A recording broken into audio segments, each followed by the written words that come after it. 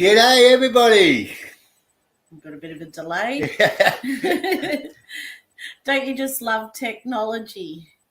Hi, welcome everybody to the live, and we have Reverend Shawn Whittington. Thank you so much for being here today. It's actually today here, but tonight in the USA. But thank you so much for being part of our show tonight. We're totally honoured. I'm honored too that you had asked. I love Australia. It's on one of the places at the top of my to-do list to go someday before this journey of mine is over. And I find that amazing that it's 6 p.m. here in Las Vegas, Nevada, and on a Saturday night, and it's 10 a.m. Sunday morning tomorrow. 12 p.m. the next day. It's 12 p.m. Wow. Technology is amazing, and there's always I'm surprised we're able even to I know nothing about computers and Wi-Fi or any of that, but I'm surprised at the distance we're even able to connect like this and talk. And so I'm surprised that there's not more of a delay or there's some freezing going on and stuff. So we're off to a good start. That's it. No. Well, we hope to go to Las Vegas next year. So we're looking at dates right now. So we've never had a proper Halloween. So we're planning to do October, November. So we're hoping to go to Wisconsin. We've got Green Hornet Squad watching. They're a paranormal group from Wisconsin, USA, and we're hoping to visit them also. But what I wanted to say, look, I've read a bit about you. I've been following you on Facebook and your YouTube. And let everybody know his YouTube page is linked up top there, guys. So make sure you do go over and check out his contacts. He's got some great things up there, guys. So definitely make sure you click on it and go over and show him the love too. Yeah, so what I was going to say, I read somewhere that you started at the age of 10. So do you want to tell us your story? My story, which I find boring, and I won't, it's not a short story, but I'll try to condense it into an abridged version of it. I was seeing spirit when I was very young. The only person I could confide in, I didn't really understand at that age. We're probably 3 or 4 years of age. I didn't understand what was going on. The only person I could confide in was my mother. And so she was very supportive from what I remember. I remember her telling me, and I know now what she meant. Then I didn't know, but she told me, you're going to see a lot of ghosts in your life. And just know that they're nothing to be afraid of. They're just people that don't have a body anymore. And if a ghost appears to you, ask if it has a message for you or if there's something you can do to help it. And if so, great. If not, and you're not able to, then be honest and tell them that you're not able to help them. But ask them to stop bothering you and appearing to you, that it's upsetting to you. That's hard. That's a lot for a young kid to take in. So I didn't do that very well. It was something that freaked me out quite a bit. I then was able to distinguish the difference between some things I saw that didn't scare me, and then some things I saw that I didn't know why they scared me, but my natural, defense system would go up, and I would know that there's something odd about this particular thing I'm seeing. And my mother never went into great detail about what that was, but I was the type of kid that was always bouncing off the walls. So I would come home from school, and to calm me down for the evening, she would make sure I took a nap every day. And she would tell me things like, when we take a nap, I want you to grab a handful of my hair, and I'm going to get a nice good grip on your leg so that the ones that scare you can't take you from me. Mm-hmm. And that freaked me out a little bit too, but it wasn't until much later that I realized what these things were that, were scaring me. They weren't just your run-of-the-mill disembodied human spirit. They were something of a more malevolent, darker nature. Mhm. And so there you have it. I developed a passion for ghosts. They always scared me. Ghost hunting, ghost busting, it always scared me. But at the same time, something was pulling me. This hidden passion was pulling me to want to continue to put myself in situations that would scare me. I was the weird kid that would ride around my neighborhood on my little bicycle with the basket, and I had a little Polaroid in there and little cassette tape deck, and I would go to these abandoned looking locations, usually where I lived in Southern California. In the canyons, you would find like old abandoned like cabins, wood structures, things of that nature. And I would go in there, walk around, maybe capture some lizards, take some photos, sometimes have an experience, sometimes not. But I regret it now, but for many, many, many years, I hid that from my friends because I knew that all of that stuff, it freaked me out, really freaked my friends out. And I knew that if I shared that passion, that I probably would, the few friends I did have who already thought I was crazy, I would lose them as friends. And I didn't want that. That's an important thing to a kid, to have a lot of friends and be popular and well liked. So I was always striving for that. But it's like my wife and I just celebrated our 20th anniversary. We met on a blind date and we hit it off right away. We realized we were meant to be. She had a passion for the paranormal, very supportive over me having a passion for it.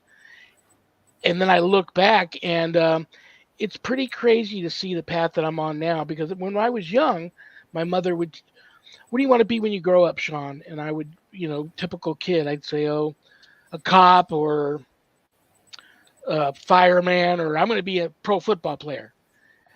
But she would say, "You should think about being a priest." And I would think I thought that my mother was just a whack job, that was the craziest thing anybody could ever say to me. So I will back up here a couple of steps in the story and tell you this. My father was a God-fearing man. He got baptized near his death, but his whole life he was a God-fearing man. He was a good man. A 25-year retired Master Chief radioman in the Navy. Served in World War II, Korea, Purple Heart recipient. But when he was in the Philippines, this is before the war started. The Japanese was bombing Pearl Harbor. So what happened was and there's an Australian tie-in here. He was on a ship that was asked to leave the Philippines right away because they knew the Japanese were going to come there next. Nobody could get aboard your ship unless you could walk aboard. There was a lot of crippled and injured and sick servicemen that they had to leave behind because it was wartime, and if you couldn't walk on board a ship under your own power, they couldn't let you on. Well, a few hours out to sea, my father's ship came under attack and was sunk, and he spent well over a day and a night in the water, floating around, hanging onto probably a piece of gangplank or something. What they didn't know then was there was nobody coming to save them, that the nearest naval ships were told, "Don't go back for survivors. There's too much enemy activity in the area." Well, God forgive me for forgetting the captain's name of the ship that disregarded their orders and they went back for survivors anyway. So here it is. My dad's violently ill. He tells me the story that he was floating around in the water, violently ill, because all night long he's drinking in God knows what's floating around on top of the water, oil, gasoline, whatever. He's violently ill, barely hanging on. And the sun is coming up and there's a big fog over the ocean. You can't see anything, but they can hear a ship coming. And they thought for sure it was the Japanese, and the Japanese was going to come and probably kill them all, shoot them while they were floating around in the water. When some of the cloud fog cleared, he saw it was a naval ship. So it's a mad dash for all the sailors swimming to get to this ship. My dad was too weak to get there. He tried and tried and tried, but he just couldn't get there. And he heard over the loudspeaker, over the intercom, the captain say, "Prepare to get underway." And he even heard the engines fire up, and he thought, they may drag me back dead, but they're not going to leave me here. And he saw a piece of rope floating in the water, and he grabbed a hold of it. And he wrapped it under his legs, around his neck, around his body, all just this piece of rope. And he actually remembers the ship taking off, and it started to pull him through the water. And he heard a voice say, "There's one more over the side." Wow. He recalled looking up and seeing a very large, muscular built sailor jump over the side of the boat, hanging on with one hand, grab my father by the scruff of his neck, and just toss him onto the deck of the ship. Wow. Wherever my father hit, he passed out for 24, 48 hours. But when he woke up, there was a little makeshift tent over him and a corpsman working on him. When my dad was well enough to get up and get around and talk, he wanted to thank that sailor for saving his life. And he scoured that ship front to back, top to bottom, could not find this sailor. He couldn't even find anybody on the ship that remembered the incident. It was like second my father wasn't there, the next second my father was on the deck. So my father spent his life 110% convinced that was his guardian angel that saved him. Ooh. So many years later, after the war, my dad he gets stationed in Brazil working for naval intelligence, and he meets my mother. She was Brazilian. May they both rest in peace. And she's a very spiritual woman, devout Catholic, but also very spiritual. And they had my two older sisters down there, and then they moved back to the States. My father was still in the Navy, and he went out. I don't know if the Korean War was still going on, but he went out to sea for a while. He got violently ill. He came down with spinal meningitis, cephalitis, a number of other things, had major complications. There was no cure. Then there was no cure for these things. And forgive me that I don't know if there is one now, but then there wasn't, and he was dying. They rushed him back to the base, had him in the hospital, but when he was in and out of a coma, he was violent, trying to attack people. So they had him strapped down to this bed. My mom gets a phone call from the base doctor. "If you want to see your husband alive again, come to the hospital now. He won't make it to the morning." So she gets, I don't know what she did with my sisters, probably gave them to the neighbor to watch, got a cab and was taking a cab to the hospital, stopped at the church on the base before she went, and she crawled on her hands and knees all the way from the front door to the altar, threw herself, for lack of a better term, at the mercy of the court, and begged God to save my father's life, spare him, that, whatever you want from me. I don't tell people, I don't advise people to do this, but in essence, she made a deal with God and said, "Listen, if you do this for me, the rest of my life, I will, whenever I go to church, I'll do it on my hands and knees. And I'll have another child." And at this time, this is the important thing. At this time, she was advised not to have any more children because the birth of my second oldest sister was very, very difficult. And they thought in her condition to have another child, she could probably lose the child and maybe her own life if she tried to have another child. So there was no plans for any more kids. But she said, "If you do this for me, I'll have another child." She gets to the hospital. She falls asleep at my dad's bedside. She wakes up in the morning, and there's my dad sitting up in the bed, just staring at her, still strapped in, like, "Edith, what's going on? What am I doing here in this bed in the hospital?" My mother screams. The doctors and nurses come running in. They can't believe their eyes. They unstrap my father. They run all these tests on him. They can't find any evidence of any of the disease left in his body. Wow. So my mother kept her side of the bargain. Until she was too old and unable to physically do it any longer, whenever she went to church, she did it on her hands and knees. Walk in the front door, bless herself with the holy water out of the font, drop, crawl to a pew, crawl to communion, crawl back to her pew, crawl out of church when Mass was over. And she went ahead and had another child. Ta-da! Yours truly. So she always referred to me as her miracle child, and she would tell me, I know now what she meant, then I didn't, but she would tell me one day you're going to do something great for God, but she wouldn't tell me what it was. Now I know what it is. Wow. And so I didn't plan on being in the seminary headed for the priesthood. I didn't plan on being an exorcist. I basically got drug into that field kicking and screaming because my wife and I worked a very dark, violent paranormal case for a coworker of mine many years ago. And we had something follow. I didn't know anything about how to battle the demonic. We just were ghost hunters. Mm. Something there followed us home and took up residence in the house here for about 8 weeks. Turned our lives upside down. My wife was the main one under attack.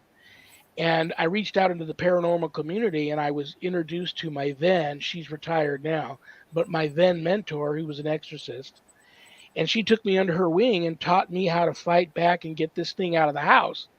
But it came at great cost. My wife ended up with 3 very rare forms of cancer, and she wasn't expected to survive. She's 16 years older than me, but doesn't drink, doesn't smoke, healthiest, way healthier than I am. No history of cancer in her family, but she came down with the rare form of thyroid cancer called medullary, throat cancer, tongue cancer, and she wasn't expected to survive. Wow. So I took about a year off of doing what I'm doing now to, spend as much time with her as I could until she left this world, and trying to, help her fight as best I could. She had a feeding tube in for over a year. I would feed her. She lost like 50 pounds, in and out of the isolation ward at the hospital, many treatments of chemo and radiation, and we were in hell. One night, I know that she's in. I'll try to get through this without getting emotional. That's all right. We love your story. I'm so She's- sorry for your loss. Well, she's still with us. Thank you. She is dying in the bed at home, and I know it. I know in the morning I'm going to wake up and she's going to be dead. So I remembered what my mother did. And I had 3 mastiffs at the time, and they're all in bed with her. I know she's safe. And I know the thing that was in the house, we kicked out. So I drove around the corner to this all-night prayer chapel, and I crawled on my hands and knees from the front door all the way to the altar, threw myself at the mercy of the angelic court, whoever would hear my appeal, and I begged for God to spare my wife's life. I promised him, whatever you need from me, I'm yours. I was already yours, but whatever you need from me, I'm yours. Just say it. But I need this from you. So I got home. It's 3:00 in the morning. I walk in the house. It's quiet. My phone's ringing. I pick up the phone. It's a friend of mine that I've known all my life, an atheist. He's living in New York, and he's dying of advanced colon cancer. He's in his deathbed. He's just hours away from being dead. He calls me up. I'm all, Russ, what are you doing calling me, man? What's going on? Well, I wanted you to know that I just saw God, and God told me to tell you that Sharon was going to live, and that you needed to continue to fight those responsible for this. And he was right. Sharon survived. She's still with us. We recently did a full body CT and full body MRI. No signs of any of the diseases metastasizing. For a year, she couldn't talk or even drink water. She's now eating normal, drinking, put a bunch of weight back on, living a normal life. And then I realized the phone rings, and it's a pastor friend of mine begging me to come and help her with this paranormal case. And I turned her down because I was too scared to go back. I had also come under a severe demonic attack on a case. And I was scared, to be honest with you, I was scared to go back into the field. I pretty much was done. But she begged me. She caught me on a good day, begged me to come help her, so I did. We went to this case. Long story short, it was at this case that I had a vision of the Holy Spirit during this exorcism. And the very next case was an even more violent possession case that I worked by myself. Wow. And I had a vision of Jesus Christ on Calvary during that exorcism. So I realized then this is what he wants me to do. So I finished my training and I got ordained as an exorcist through a Christian university.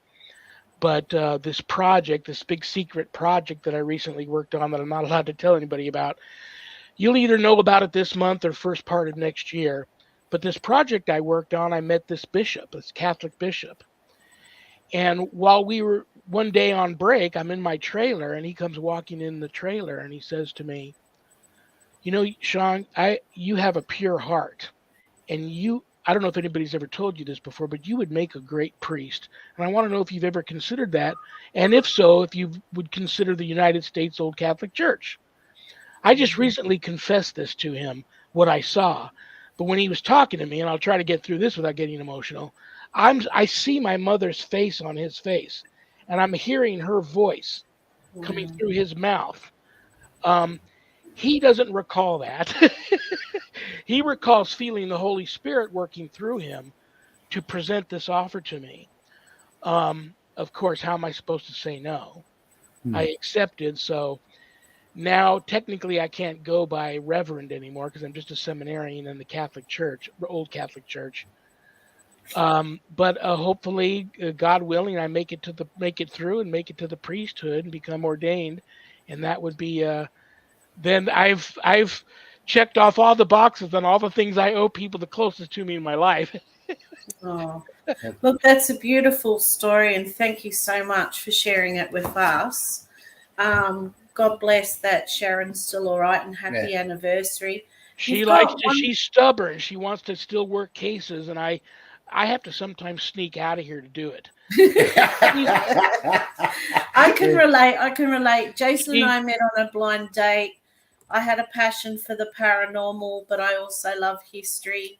And Jason was into the paranormal when I met him. But and some of your experiences with God I've had as well.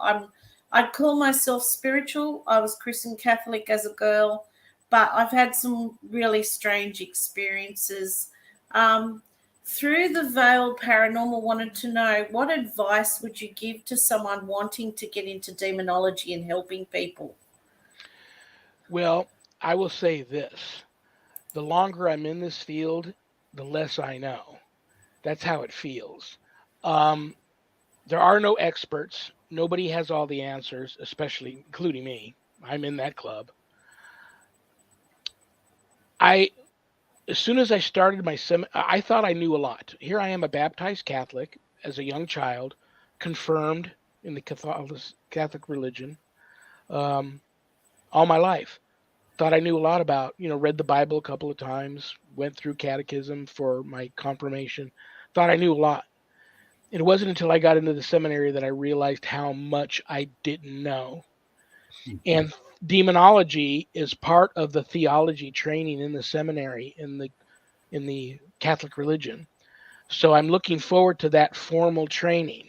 The training that I had prior to that was basically, yes, I had a mentor, but it was a lot of trial and error and me just experiencing things and praying for God to send some guardian angels and some warrior angels down to come through me and help me fight whatever particular battle it was I was fighting at that moment to help my client.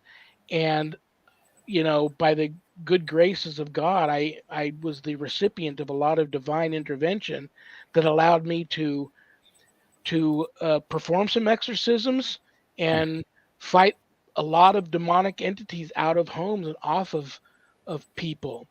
Looking back on it now, and if I had known this then, maybe things would be much different. But I realize now, being in the seminary, how many things I did wrong and how scary of a situation. I go into a zone and I don't realize how scary sometimes these situations are, but how horribly wrong some things could have gone. And thank you, Jesus, they didn't. But my advice would be, get some formal training. There's so many people out there that buy a book on demonology, read it, and then they say, now I'm a demonologist. Find some credible people who are legit trained demonologists, get some good published works by these people and read, study, and get some training. Now, just because you become a well-versed, very knowledgeable demonologist doesn't mean you're an exorcist. I don't advise anybody to be one unless you're called to that ministry. Because if you're not careful and you're not called for it, the demonic will chew you up, spit you out, and snuff your life out like that. And most of the time you're trying to help a family, whether it be, usually it's the animals and the children in the family that are under attack, but it's many times the adult too. But usually you're trying to help a family that some demonic entity, or many of them, I believe they run in packs all the time, are trying to murder this family.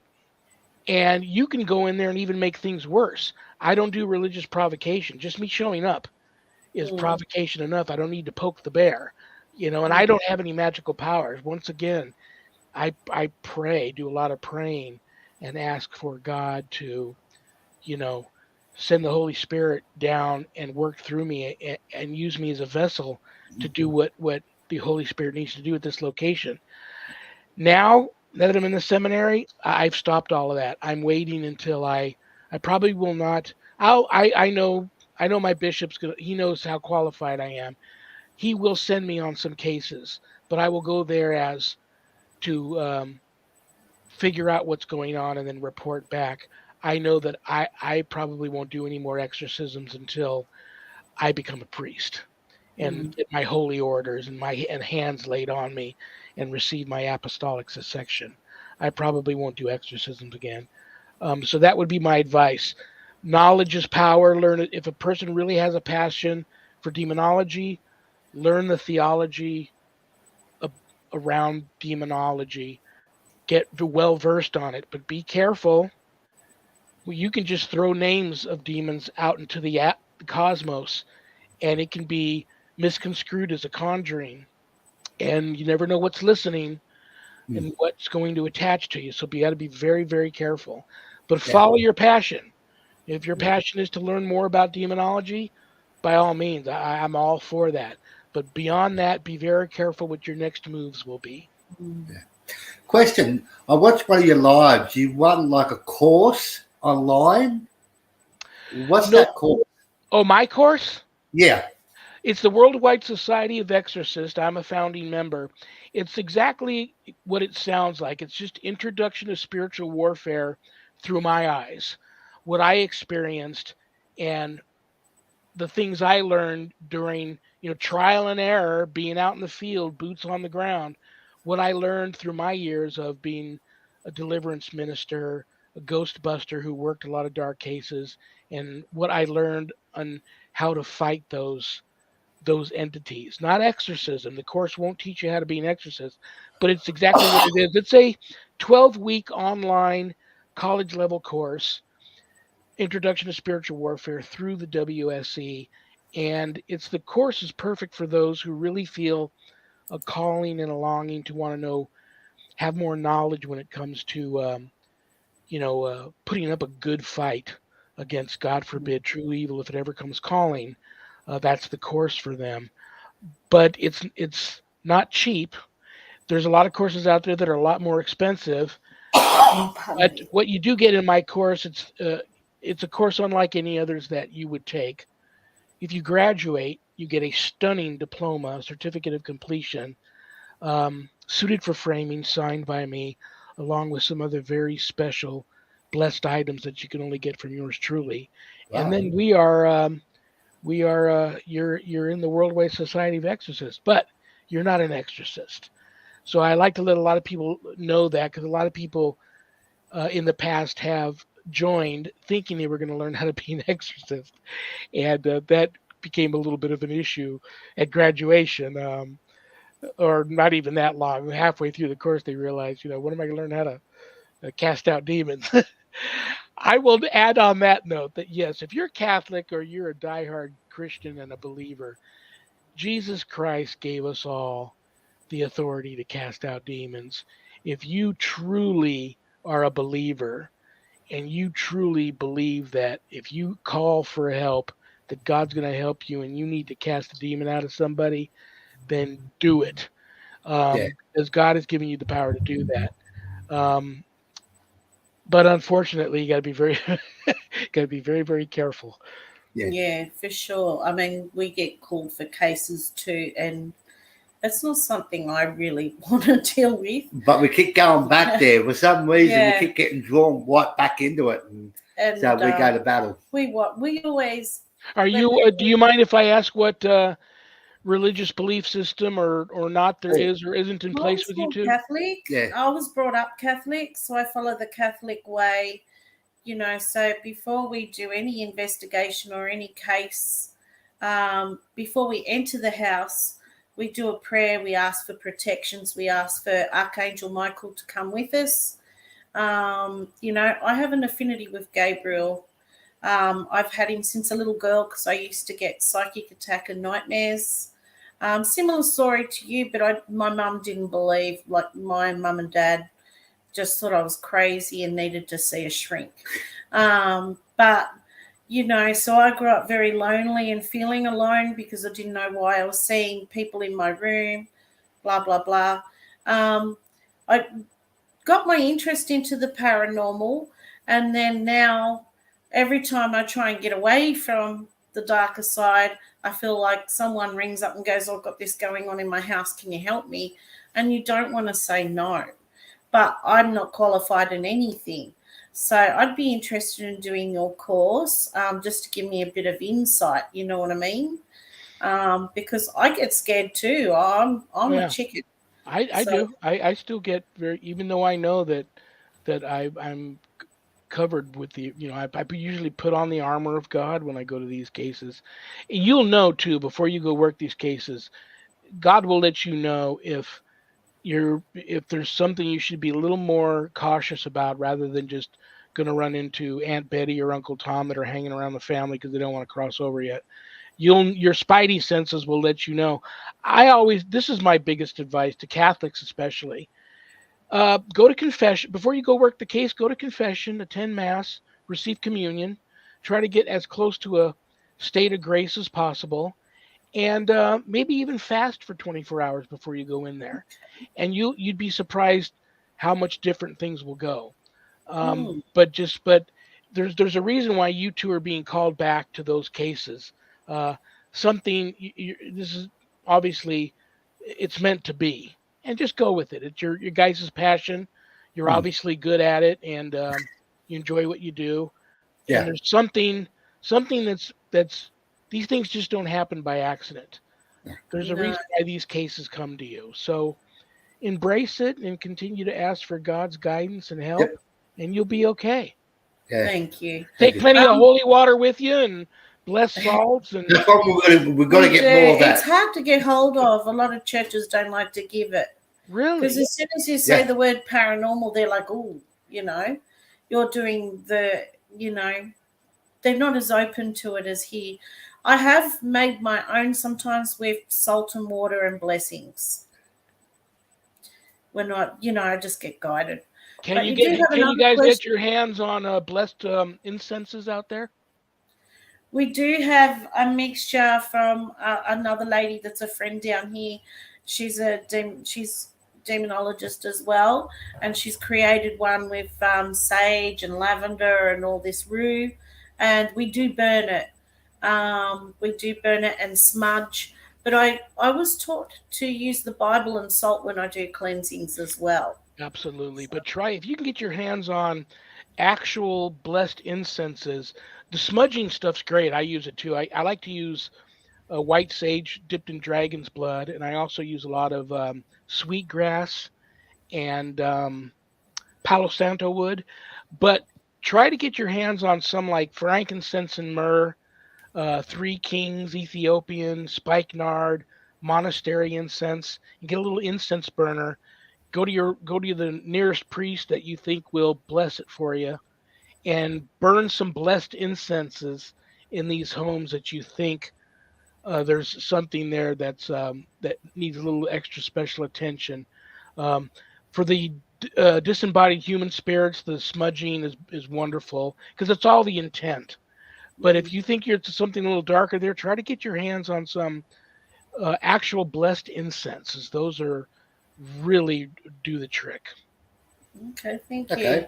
You've got another question. How would someone get in touch with you? I am so approachable, it's not funny. My life is right here, what you see. During the day, part-time, I'm a veterinary technician. I am a minister 24/7. I'm here all the time. I go to work. If I get called into work, I go to work. If I don't get called in, I'm here studying, talking to people like you two about this thing we do, helping people with their issues, talking to some of my students or my bishop or other brothers of mine in my church. And so I'm easy to get a hold of, easy to find. You can send me a private message on Facebook. I have an email. I'll just throw it out there. Somebody has Yep. to write it down, but it's Shawn, SHAWN, LVNV, which stands for Las Vegas, Nevada, at hotmail.com. Shawn, LVNV, at hotmail.com. You can reach me there. There's a Shawn at GhostBgone.biz email attached to my website, which is www.ghost-b-gone.biz. That's the website. And like I said, there's a contact form on there and an email.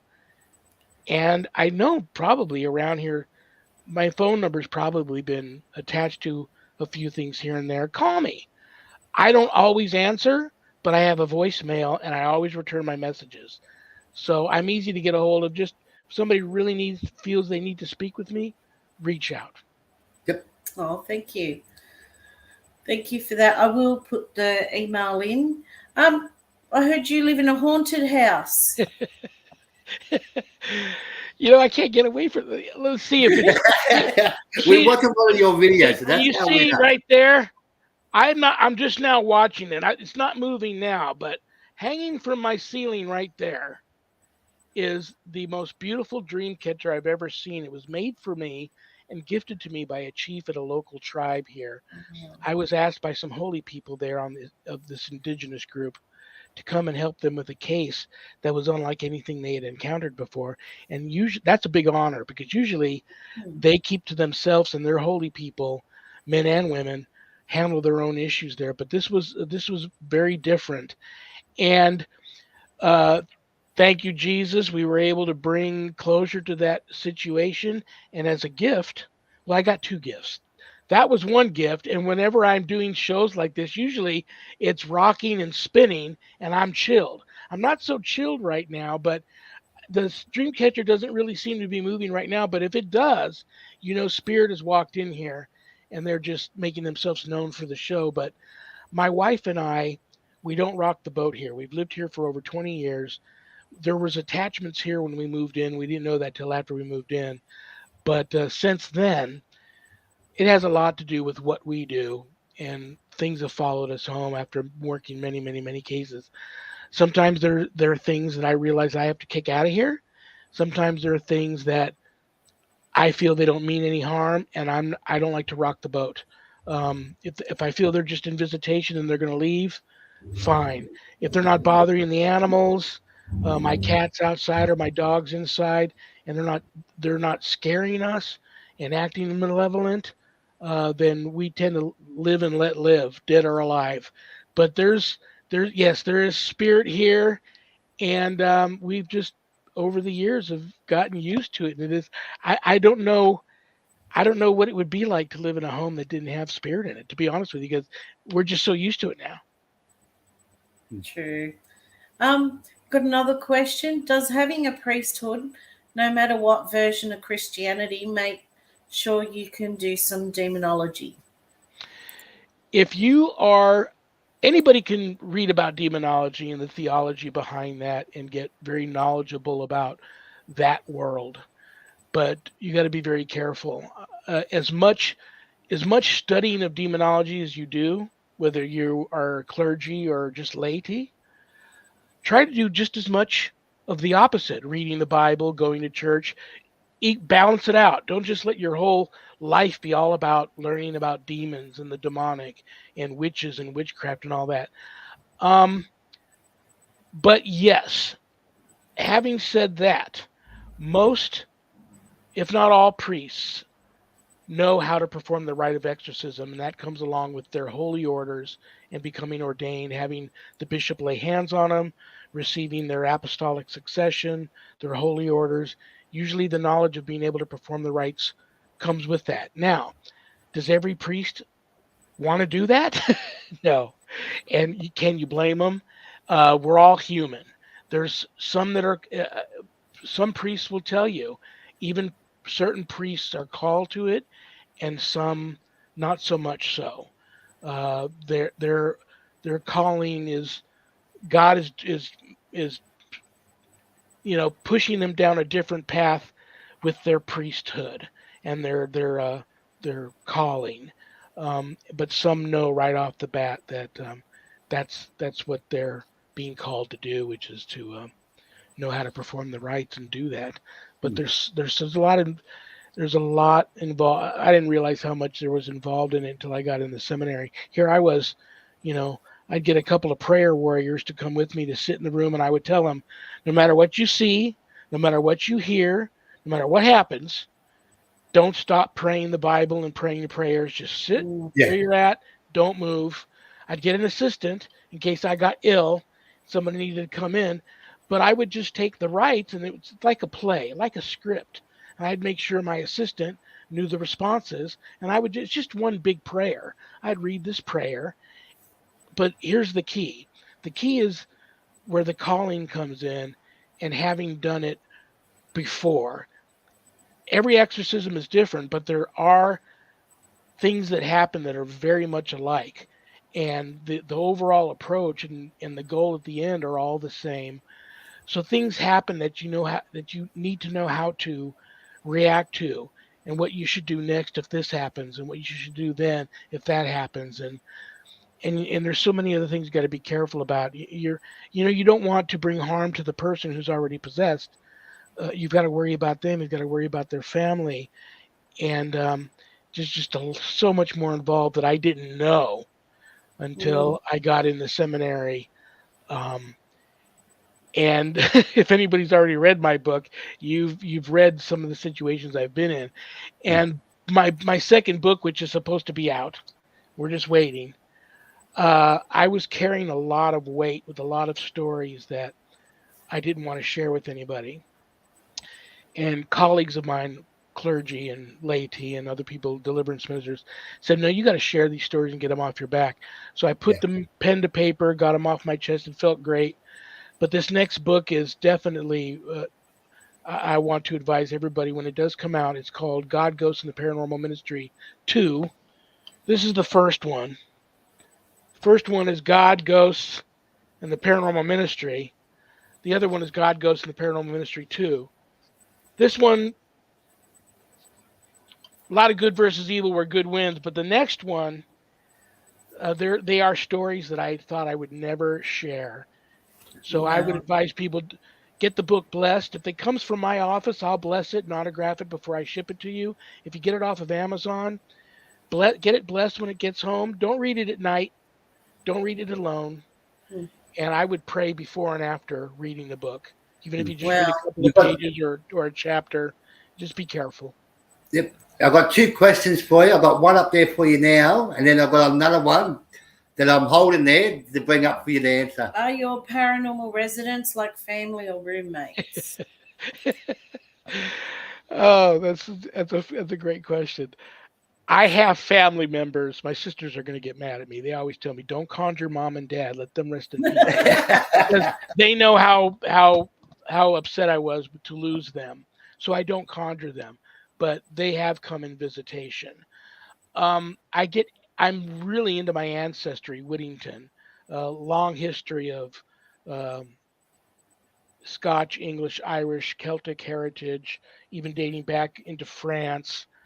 I'm into all of that, and I do believe wholeheartedly that I get some ancestral visitation from time to time. But the spirits that are here, they're a variety. They either follow us home from a case. I believe I have elementals in my yard. I know people are about, he believes in elementals.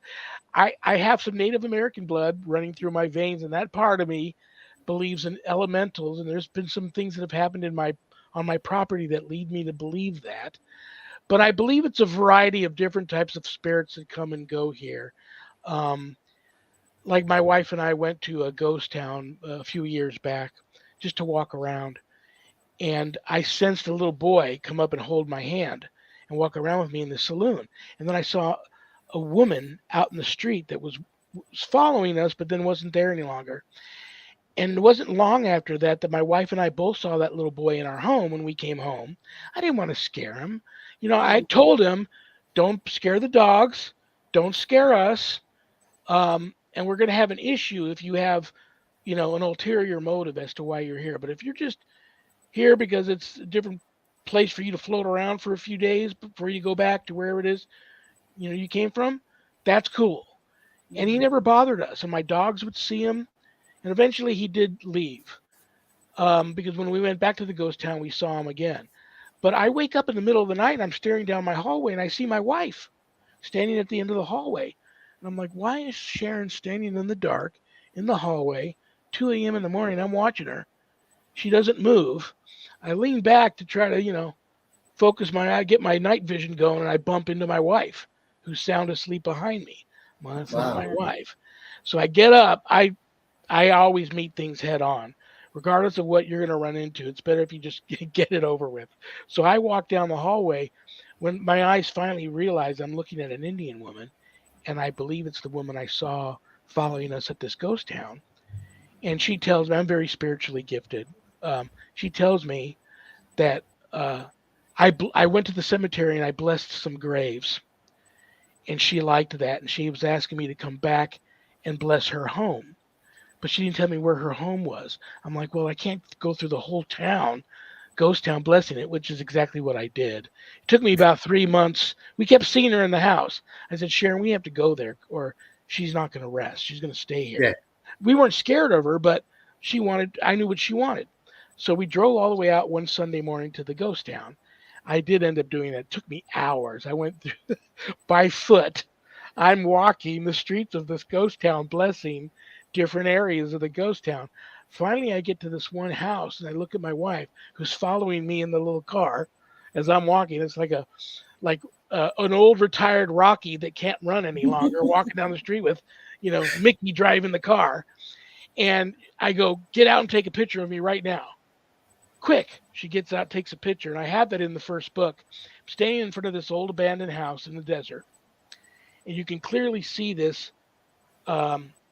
mist. It's 120 degrees out there, middle of summer. This mist has engulfed me, and it's just around me. It's like a glowing mist. And I knew that was her, and I knew that was the house. That was her property. So I blessed it. The mist got off of me. We came home. We never saw her again. Wow. So, and there again, I go all the way back to, I remember driving home, and my wife said, how did you know how to do that? She said, I sensed her and I saw her. But how did you know to do that? What you did? We communicate a lot. And I said, and then it hit me. That was what my mother told me to do. I heard my mother talking to me from the back seat. I told, taking credit for it. I told you how to do that. If a ghost comes to you, ask it what it needs. If it has a message or if it needs your help, ask it. And if you can, this time I didn't have to ask her not to come and bother anymore. She was at rest. So she's either still there happy, or maybe she was able to move on from this ghost town. Yeah. And I did some research later and found out that there were a lot of, whether they were indigenous or American women living in this ghost town back in the day, they weren't allowed to go in any of the stores or the bar, the saloon. And there was also a brothel behind the bar. So we believe that she might have been either worked at the brothel, wasn't allowed to go in the bar, or indigenous woman wasn't allowed to go in any of the stores, shop, kind of shunned out of because her home was like on the outskirts of this ghost town, not near downtown part. So it's just all about, doing what you can to help. Sometimes I fail miserably at times. Miserably. Sometimes I come back and I go, why did I do that? Why did I say that? And it's all, I don't know. I don't have all the answers. I don't know it all. And it's where we learn as we go. And that's why I'm so passionate about the unknown, the supernatural and the paranormal, because we don't know. And it's, for me, it's cool to try and find those answers. Yeah. I believe that too. We're always learning. In the Bible it says not to seek mediums. What is your take on that, since you're seen to believe in spirits? Oh, I'm going to get phone calls for this one. First of all, you got to imagine I've been seeing spirits since I was young. I am psychically gifted. My sisters, who won't admit to it, are psychically gifted. My younger brother, who's really in denial about it, is psychically gifted. I have many, many friends who are witches. I tell them, as soon as I find out you are doing some perverted, unclean things with your practice and casting spells, our friendship is over. But most witches I know come from love and light. They believe in a higher power of love and light, much higher vibrational power. They also believe the much lower vibrational, darker, bad below us. Yeah. But they're good people. They just don't believe. They don't pray to the same God I do. But they're good people.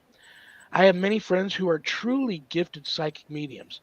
Yes, I have met many people who claim to be that weren't. But I have many good friends that I truly believe are very gifted psychic mediums. And I don't have an issue with them. I like to investigate with them. I think they are a great tool to have in the tool bag when you go to work a paranormal case. The gifted ones, like that's why I let my wife still come on cases. She's like my human dowsing rods. I just get things off of her and from her when we're on cases that I probably wouldn't get on my own, and vice versa. But I've been on many cases where I get to a point and I don't know where else to go with it. I've gone about as far as I can with this case. Now I'm scratching my head and I need some help. I just don't know what kind of help I need. I bring in a good friend who's a psychic medium, and next thing I know, I'm learning all sorts of things about the case that I didn't know, and we work together, and they're able to help me help these spirits and help the situation and bring closure to the haunting. So I don't have an issue with them. I believe in I believe that there are some truly gifted psychic mediums. Exactly. What do you think about My Way or the Highway Exorcists? Oh, God bless them. I pray for them. You'll never hear our greatest power. A true exorcist will tell you this. Our greatest, first of all, we have no powers. We are just blessed. Somehow God has blessed us with the ability to allow ourselves to be used as a vessel to allow guardian angels, warrior angels, the Holy Spirit to come through us when we're in these situations.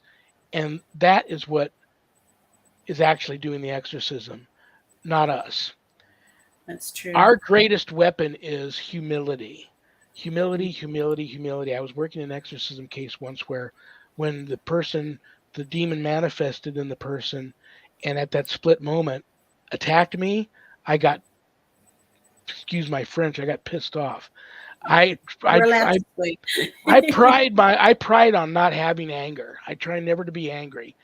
That split second of feeling anger fueled that demon's energy, and he used that anger, and all hell broke loose in that home until I got out of there and got off the property and took a break and then regrouped and came back with a different frame of mind. Humility. It's like if I go to a house, I tell you, lots of people have looked at me like, what is this gentleman doing? If I show up to a house that's truly infested with the demonic, it could be high noon here in Vegas, and the home to me looks like I'm wearing sunglasses, and everything else is bright, but I'm looking at some home through sunglasses. When I get to the door, I don't even enter the premises without saying some prayers first, special prayers, and then I crawl on my hands and knees over the threshold and into the home to try and show as much humility as I can. Sometimes that's all it takes. And as I'm crawling through there, you can just feel them running, flying away, hiding, screaming, squealing, taking off. Sometimes not. Sometimes they dig their hooves in and they're ready to go. And then my next step is to have everybody do a renewal of baptismal rites. And I break out a big bowl of holy water and I have everybody sit in chairs lined up or on a couch, take their shoes and socks off, and I have everybody dip their feet in holy water and I wash everybody's feet, which is what Christ did to these disciples. And that's another form of extreme humility. I'm at a crucial point. I've just shown up. They're really mad, as if they could get any madder. The hate level of these things for us is I can't adequately put into words. But they're already agitated, and so it's a crucial moment. I'm doing all these things to show extreme humility before I even decide on how I'm going to proceed next. And sometimes that's all it takes. But every true exorcist, legit exorcist who knows what really, really knows in his heart and soul what this is all about, it's all about humility, and they won't say those types of things like it's my way or the highway, or the way I like. You even hear ghost hunters say I do it by the scientific theory, and I've proven that my way is the right way, and if you're not doing it my way you should give up ghost hunting. It's just when I hear people say those types of things, I'm just it breaks my heart. I'm like, you know what? Our field is never going to advance out of just being considered a pseudoscience, or that we're all just a bunch of crackpots with people with it talking like that, because everybody knows. I'm going to get phone calls again, I know, but I believe in my heart of hearts it's a spiritual journey. What the three of us are on has Absolutely. always been, still is, and will always be a spiritual journey. And we're never going to be able to scientifically prove the existence. I couldn't bring a co-host on tonight from the other realm and have him sit, or her sit right here and you interview the two of us. I can't do that. Until I can do that, all I can tell people is that I do believe in life after death and in spirits and in angels and demons. If they believe me, God bless them. If they don't believe me, God bless them. It's okay not to believe me. It's okay to think I'm crazy. I think I'm crazy at times. That's why I talk to a psychiatrist and a psychologist for an hour every month, because the last thing you need is a crazy exorcist showing up at your house if you need help. So who knows? No. The big thing is have fun. We should all be. Everybody should be smiling. Everybody should be happy. Everybody should be, love and light and having a good time. Learn how to laugh, especially at yourself, and respect the locations, respect the ghosts. Don't provoke. No. And be careful. I've got a couple of questions I'd like to ask. When out there investigating one, how would you be able to tell the difference between a demonic energy going into a house or building, doesn't matter, or a non-demonic? Is there any way of telling the difference between both? I believe, my humble opinion, I believe I do have some special spidey senses, for lack of a better term, that throw up some red flags to me when I see and sense and feel certain things, that it's something different than a disembodied human spirit. Not everybody have that. I believe we all have that ability. Some people are able to tap into it better than others, some not so much. And I'll say this too. I have a lot of friends who are in the clergy that don't believe in ghosts. They believe it's just angels and demons, and they believe that I have been many times when I thought I was up against a disembodied human spirit, that it was in fact a demon fooling me. My answer to them is, you're probably absolutely right. I'm only human, and as long as I've been doing this, I would have to, and I live in Vegas, so this is a town where you bet. I would have to bet that I have been tricked more times than I care to admit. That's the part of learning. They're all way more powerful than us. They can trick you, but you just got to be careful. They can only trick you so far until their true nature comes out, which is a very psychotic perversion, hatred towards us. They can't hold that back, so they can only trick you for so long.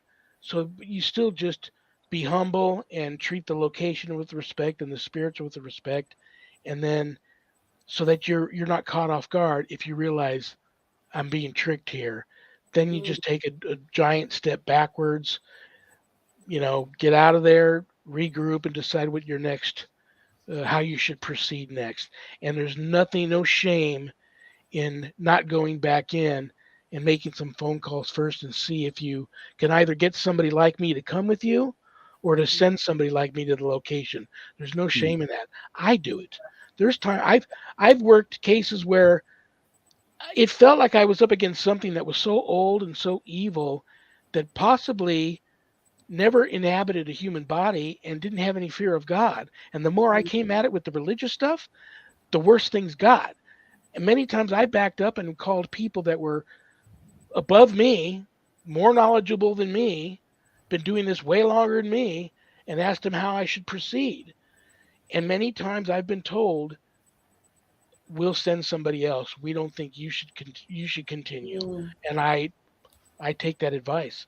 Yeah. I thank you for being honest with me, and I don't take any. I don't feel bad at all taking that advice. That's what we're all here for, is to help one another. That's it. Well, I've been to haunted locations where sometimes I walk in and I go, no, not for me. And well, you know what? You're in Australia. I know a lot of people out there. I got a funny Australian story. 2 Australian stories real quick. We have time, right? Yeah, Yeah, all the time you like, mate. I'm here as long as you have. I think my wife's serving dinner you. around 7:30. Oh, I got about another 30 minutes. But 2 quick Australian stories.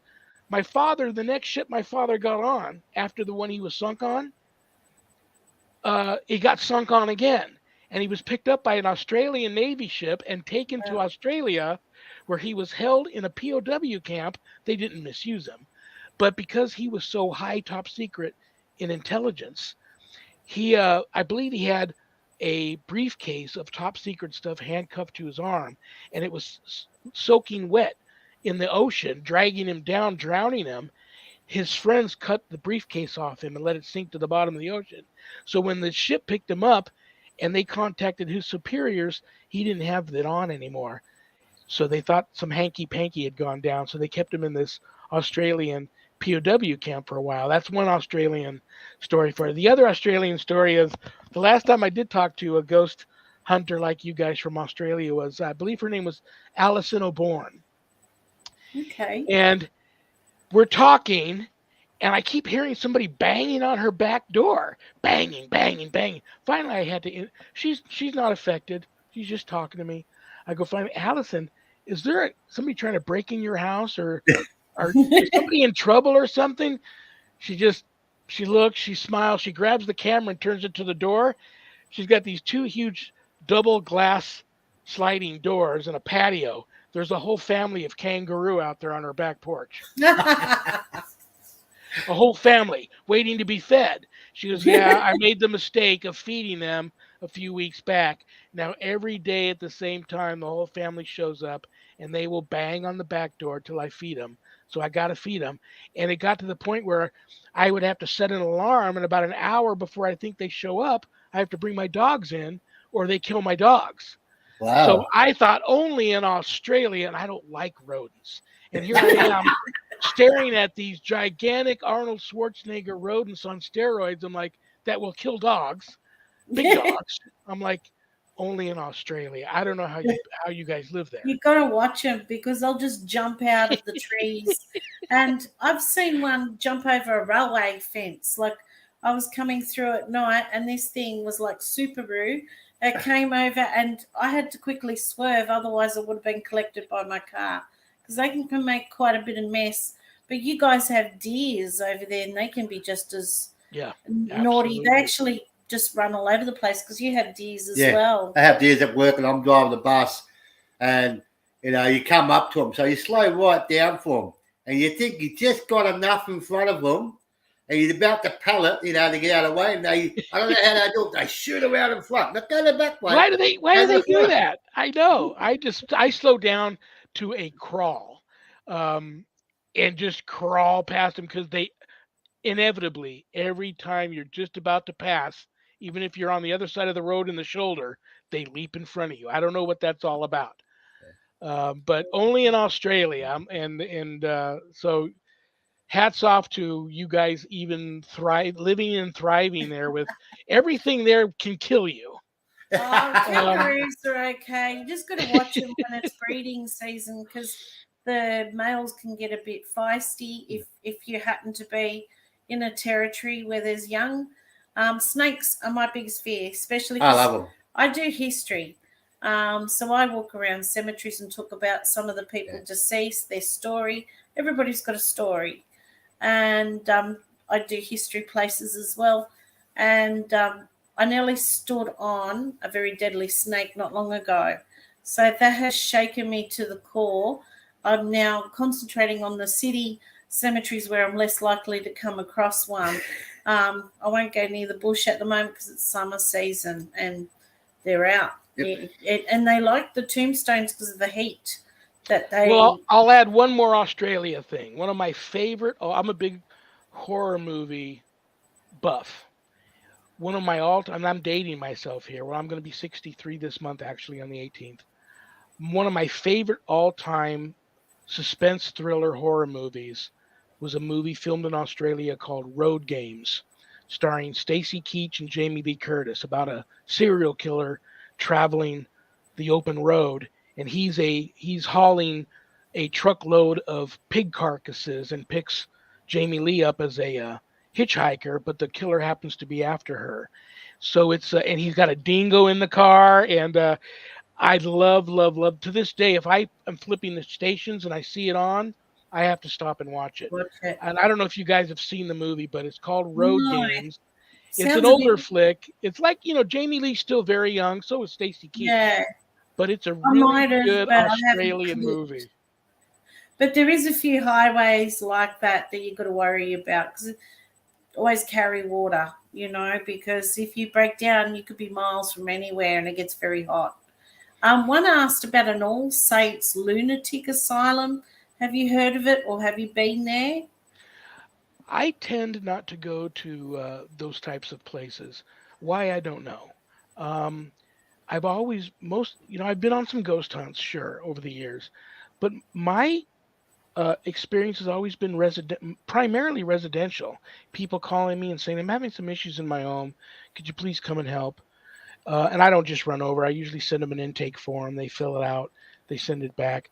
I get all the family together as a family unit, and I tell them everybody needs to take a couple of hours one day together as a family, sit down, fill this form out together, send it back. Then me and my wife read it. Then I usually have my wife call back and do the second phone interview. And then the two of us together decide if we need to physically go there. Many times I don't have to go. I just call up and say, listen, get everybody on a Zoom call or put me on the speakerphone. I'm going to tell you guys what you all should do as a family next. But if we do decide we need to go, then we go. But I try to stay away from those types of places. Just too much, like I said, I'm very sensitive to spirit. Sometimes the depression there, the sadness can be too overwhelming for me, and I can't really think right or respond right. But there are old abandoned tuberculosis hospitals, old abandoned lunatic asylums, insane asylums here all over our country that are famous, and prisons too. Old abandoned rundown prisons that they still allow people to sign a release form and go in and do an investigation. You can find them all over the United States, but I don't tend to frequent those locations very much. Is there another question? You got one more question. Jaffo wanted to know, how do you feel about deep listeners? Do they help if in video or other types of forms? Now, exactly what do you think he means? Did I hear you correctly? Deep listener?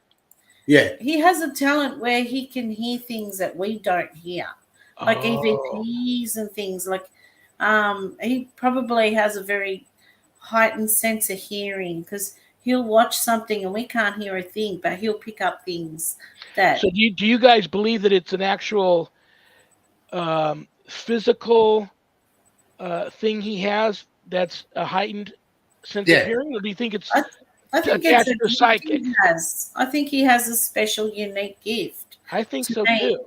Yeah. You know, So I guess the best way I can answer that is if he's been blessed with a physically special ears that allow him to hear like a dog, that's pretty incredible. yeah. If he is got psychic gifts, he needs to work on that. He needs to try to harness that and work on that. And like I said earlier, I believe that some people are truly gifted psychically, and they should be. You take them on a case, you should listen to what they have to say. So I guess my answer would be yes. If I knew somebody had a gift like that and they were with me on a location, most definitely I would listen to them. I have one question for you. I know we hear about angels and demons and that.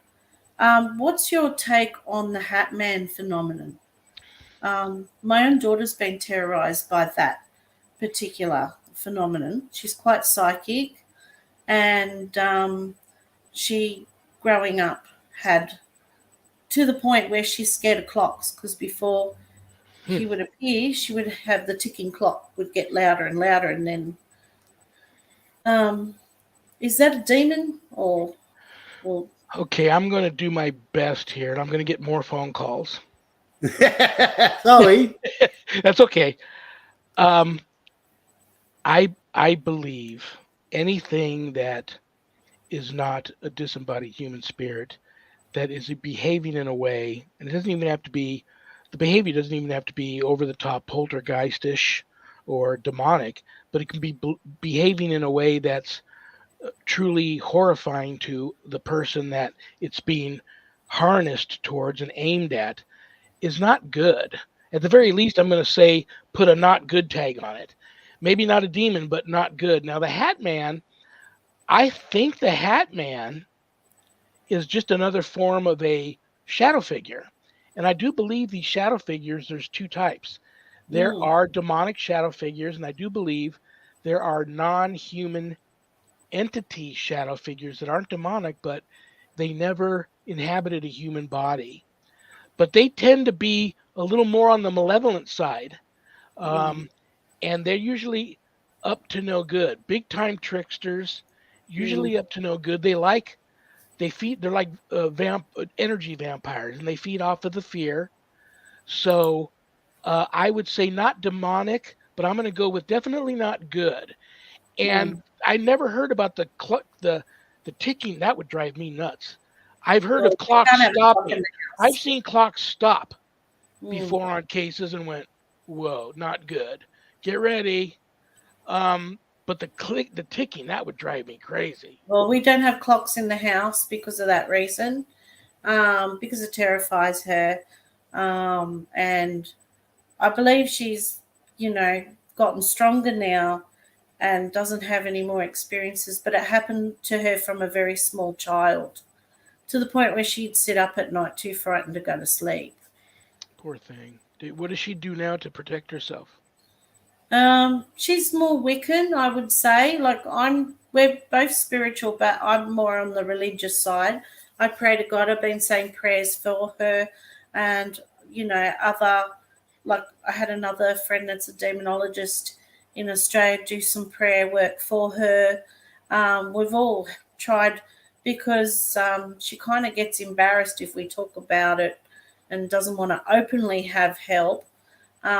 So we've just said prayers for her. I've blessed her room when she wasn't there, stuff like that. We do what we can.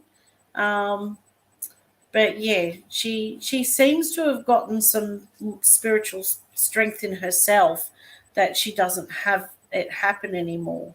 So, but it's. I'll tell you what, if you want to do this, I'll ask you to do this, and if you don't want to, if you're not comfortable, No, I'd be open to after anything. the show. If you want to send me a private message with her name, I'll offer a prayer up for her tonight, and I'll light a candle for her. I have a room where I have a lot of candles burning that I lit for people, and they burn until they're done burning out.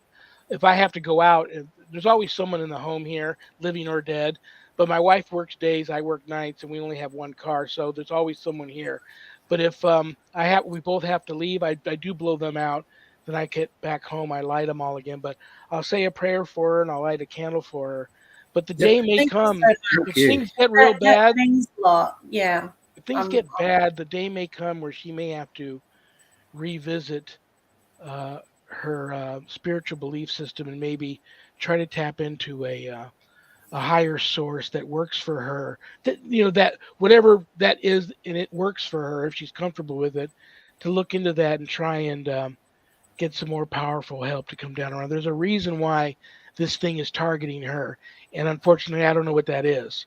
But we have to try to figure out what that is. Psychic. I think she's very psychic, but she doesn't want to admit to it, if you know what I mean. Yeah. And she has a light about her. She's just a beautiful soul.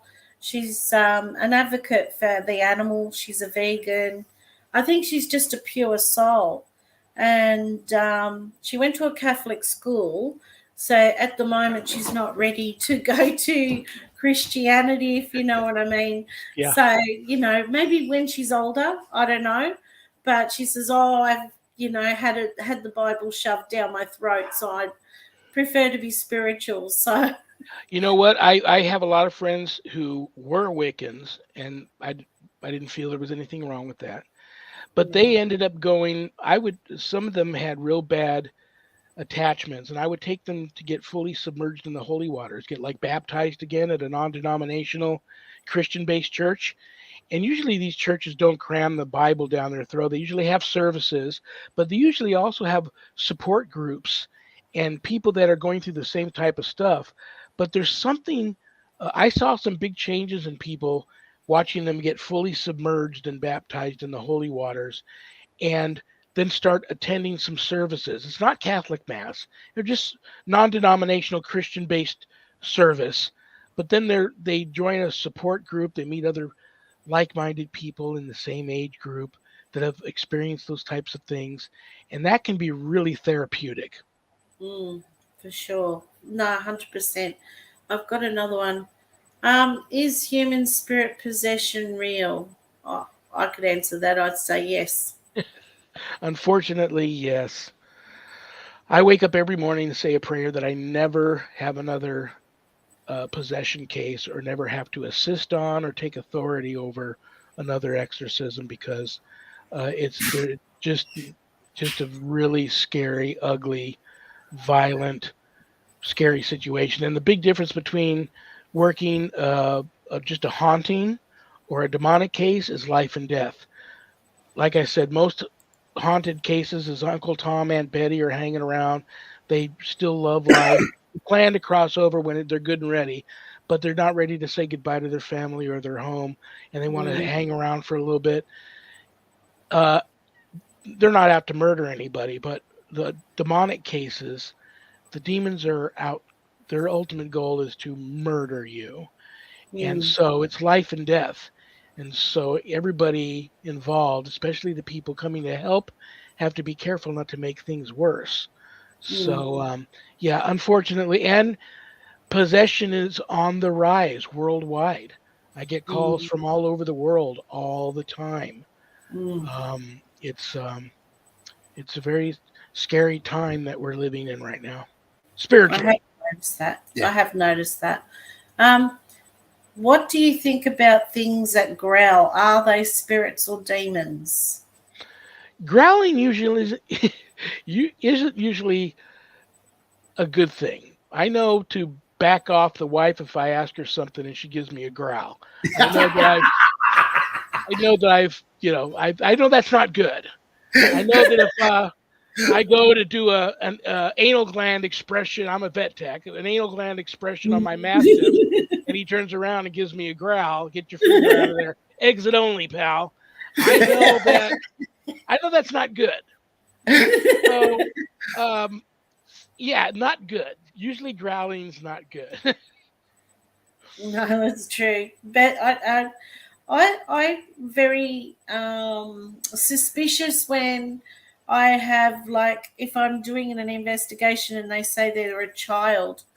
Is there a way to tell between a child or a demon? Because I think sometimes they impersonate the innocent.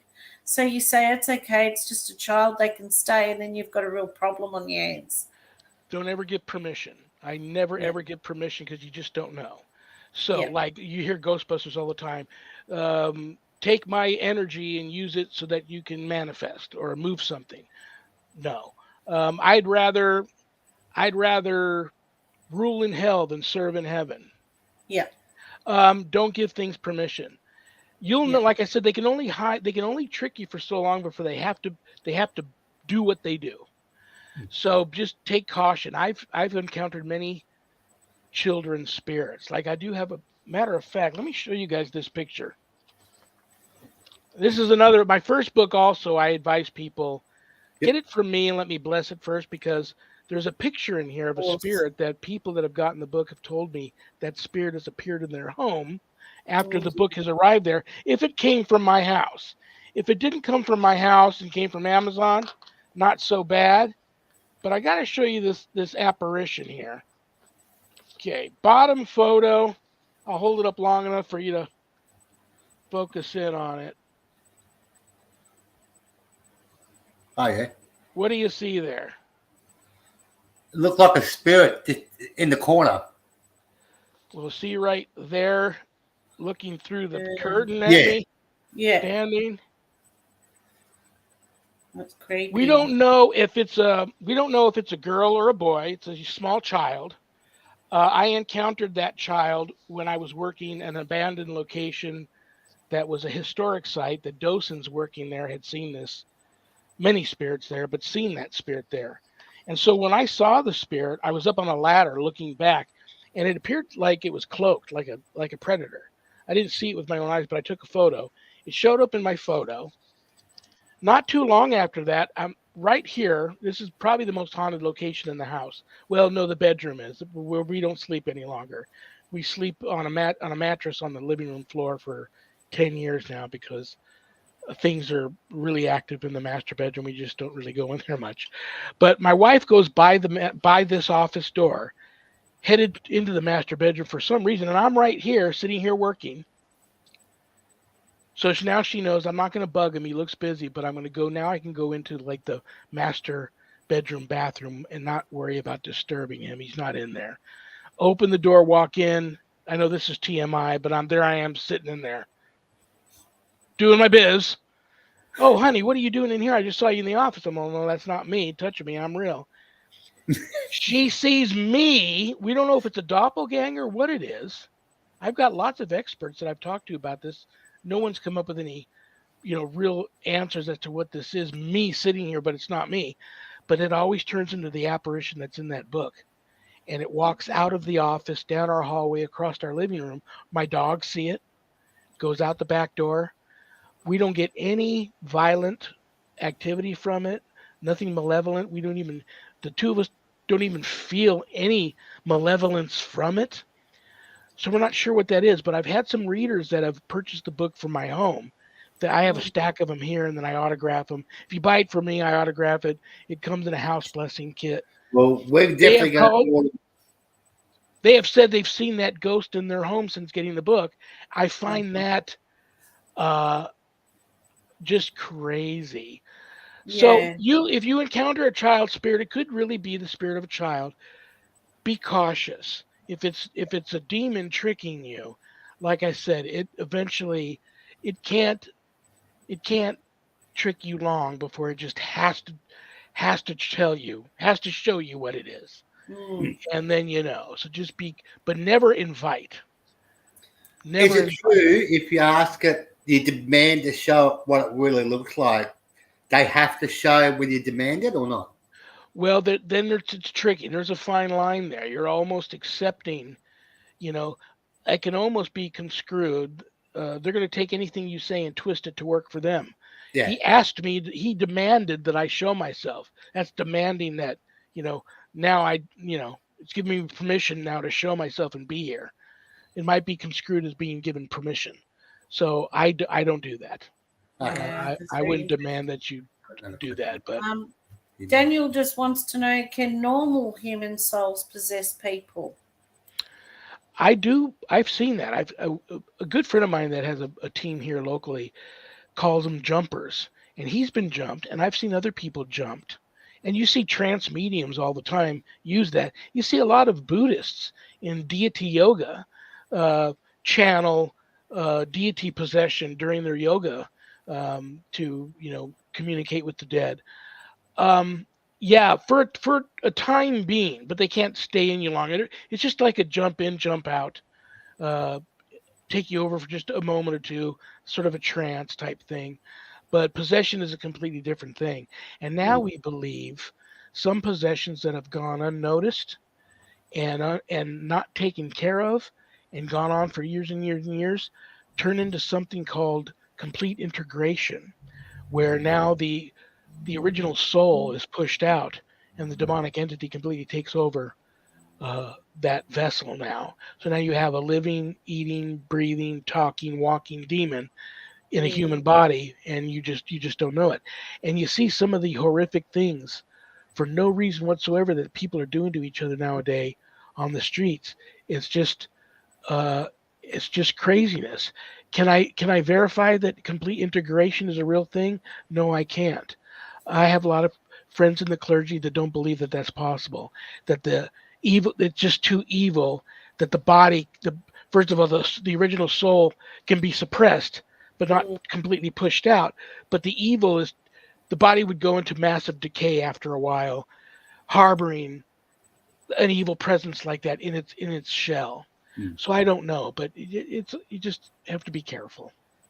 I do believe that, because you look at some of the criminals that you have, like they'd have to be possessed or something to do what they do. It's depraved. Like, I can't comprehend it. You know what I mean?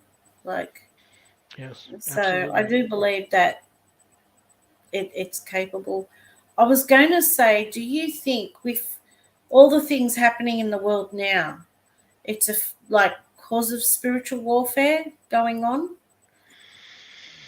Spiritual warfare has been going on since, and I'm women. I love women. I'm married to one. That's another thing I love about the United States Old Catholic Church. They ordain women. You can be a woman, you can be a man, you can be married, you can be gay. It doesn't matter. They truly embrace Catholicism, which means universal. They embrace everyone. They accept everyone for whoever and whatever you are.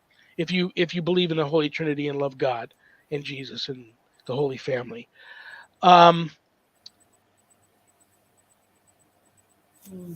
It's just spiritually a bad time right now. And spiritual warfare has been going on ever since Eve bit that apple. And it's bad right now. I don't believe end of times is near. I don't think we'll see end of times in our lifetime, but things are really, really bad right now, and you've got to be very, very careful. Pauline wanted to know, can a baby be possessed from birth, or could a woman have their fetus possessed?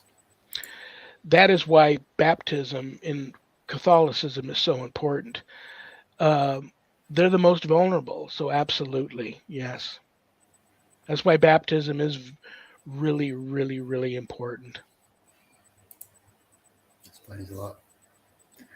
Do you think people with mental health could be possessed? I know it's a delicate question out there.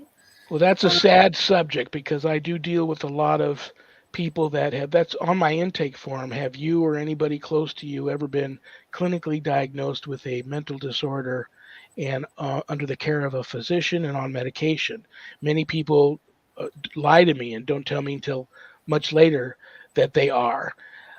I've been in many even hospice care places where there's a ward where there's people, even elderly people, that are housed there that have had mental illness. And I've had things described to me by the people that work there, nurses and doctors, that they've seen that there's only one way it can be explained, is that there's some type of possession going on. Now, a psychiatrist and a psychologist won't ever admit that to you, but I do believe, the mentally disturbed, many cases I work, it's a child's under attack, and the child either has Down syndrome or autism. and the real young children and the elderly and the animals. They always are the ones that first come under attack because they're the most vulnerable. And sadly enough, I do believe many people with mental disorders who claim that, yes, I am sick, but there's something else going on with me. I need help. Sadly enough, I do think some of them are encountering some type of spirit attachment or demonic attachment, but they don't get the help they need because their doctor is like, no, they just have schizophrenia and I'm taking care of them. So, I thank you, but no thanks. We don't need your help. And legally, you can't do anything about it. It's sad. So I pray that much harder for those. No, I totally agree with you. I'm a nurse in my other life, and besides doing YouTube, and I have seen some things. I have seen a disabled man roll his eyes back, like totally say he's talking with his whites. That's not normal. No. Not humanly normal. And he is quite aggressive and attacks people, and so I feel that he's got a darker force attached to him at least. But the thing is, no one's going to believe you. You're in a kind of workplace where you can't do much about it. You know what I mean? Absolutely. So, it's sad. Yeah, it is sad because I do believe, like you said, they do prey on the vulnerable and people that have a disability or already have some sort of mental disorder. They're easy prey because they have that weakness about them. Yeah. Just wondering if anyone's got any more questions before we wrap up the show. And when we do end it, I'd just like you to stay there for us and we'll have a chat after this. And thank you so much. You've been we're just totally honoured to have you today. It was my pleasure. Thank you enough. My pleasure. What else would I be doing on Saturday night? I got invited to come hang out in Australia. That's it. That's it. And if you ever do come to Australia, let us know and we'll take you out and show you around. And we might go to. What did I tell you about invitation? That's an invitation. What did I tell you about that? You never invite them in. You invite me in. You never know. Hey, it's an invitation. We'll take you up and go and meet Skippy in a natural habitat where it's safe for you to hug him and feed him. Were you guys near that huge? We saw it here on the news that it seemed like it took over the whole country. The mouse invasion or rat invasion. Were you near that? That's in the country. We're not we'd be a few hours drive, but it'd be more the country. They had so much rain and heat and weird weather that it's caused a mouse infestation. Oh my gosh! In the country, and they were eating all the crops. There's one question come up. Okay, do you trust any apps, like ghost hunting apps? No, I don't. I'm so old school. It's almost embarrassing. My wife, I call her the human dowsing rods. She actually takes these dowsing rods, a little old, I don't have one near here, one of those old little handheld voiceover recorders that take the little cassette decks. She uses those and uses her own psychic ability. We'll stop at the drugstore and pick up a 35 millimeter throwaway tourist camera, and she'll use the whole roll up regular just camera with a flash, take it back to the drugstore, and she'll have the guy print out hard copy because I like photo albums, but she'll have the rest of them printed out on a disc, and I'll just load them up in the computer to do evidence review on my screen here. But that's what she uses. I'll admit I do have a couple of expensive cameras, high def full spectrum video camera and a high def full spectrum still camera that I take with me. I also use the little voiceover recorders, but mainly we go in and we just see what we see, feel what we feel. Sometimes we don't capture anything that we can see on film or audio, any EVPs, but we both have had enough personal experiences that we can talk about those and compare it. See, we're not on a TV show. We're not trying to show the world, look what we caught. We're not so much worried about that, so it's not a big deal. But I would imagine some people are under some type of, depending on what they're there for, under the pressure. They feel they're under the pressure to produce some concrete evidence.